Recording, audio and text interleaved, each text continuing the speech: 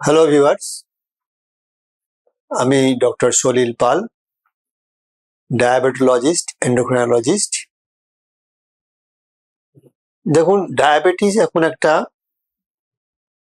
মারণ ব্যাধি বলতে পারেন, যেটা প্যান্ডেমিক, মানে সব ধরনের মানুষের, সব এজের মানুষের মধ্যে দেখা যাচ্ছে। এই ডায়াবেটিস থেকে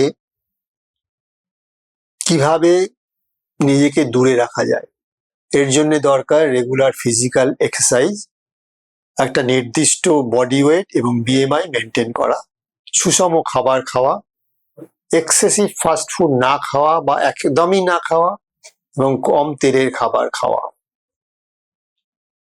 এবার ডায়াবেটিস নিয়ে আপনি ডাক্তারের কাছে গেলে ডাক্তারবাবুরা ওষুধ দেয়, এবং আপনারা দেখবেন অনেক সময় মিডিয়াতে দেখা যায় যে ডায়াবেটিস রেমিশনের দুটো পার্ট আছে। ডাক্তারবাবুরা যখন ওষুধ দেয় তখন ডায়াবেটিস কন্ট্রোল হয়ে যায়, কিন্তু কিছুদিন বাদে পেশেন্ট ভাবে যে আমি তো কন্ট্রোল হয়ে গেছে সুগার, এবার ওষুধটা বন্ধ করে দিই। এটা কখনো করা উচিত নয়, তাহলে দেখা গেছে যে ডায়াবেটিসের কমপ্লিকেশন অনেক বেশি হয়। আর ডায়াবেটিস রেমিশন সাধারণভাবে সম্ভব নয়, কারণ এটা একটা বলতে পারেন জেনেটিক ডিজিজ বা খানদানি রোগ।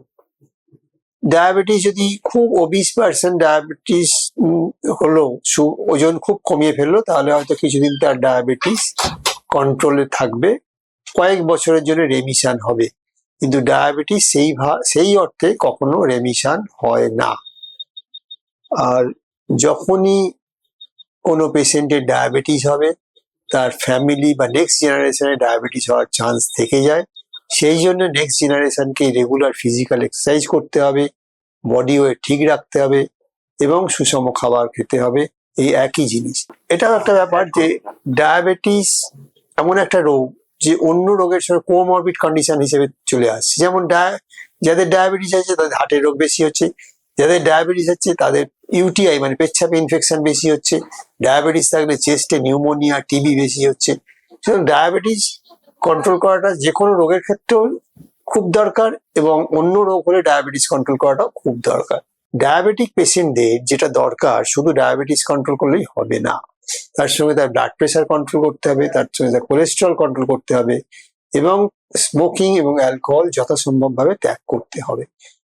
সুতরাং ডায়াবেটিস একটা সিস্টেমিক রোগ, একে বাঁচতে হলে আমাদের ঠিকভাবে সঠিকভাবে ডায়াবেটিস নির্ণয় করতে হবে, এবং ঠিকভাবে ডাক্তারের পরামর্শ মেনেই চলতে হবে। ধন্যবাদ।